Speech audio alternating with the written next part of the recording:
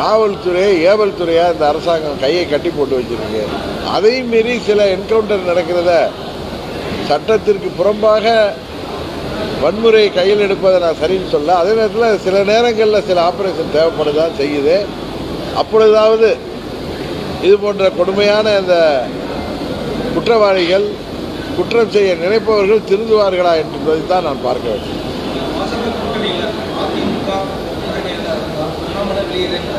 அதே மாதிரி பார்த்தீங்கன்னா அதிமுக பொதுச்செயலாளர் வந்து நீக்கப்பட்டு செங்கோட்டையன் மற்றும்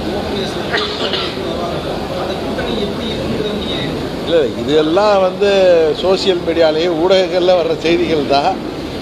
இது வெறும் யூகங்களோ யாரோ சில பேர்கள் ஏதோ தகவல் அடிப்படையில் செய்திகளாக இந்த செய்திகள் தான் போடுறாங்க என்று தகவல் தான் போடுறீங்க. இந்த தகவல்களுக்கெல்லாம் நான் பதில் சொல்ல முடியாது. எதுவுமே ஒரு முழுமையடைந்து ஒரு தீர்வாக வந்த பிறகு அதை பற்றி பேசுகிறேன்.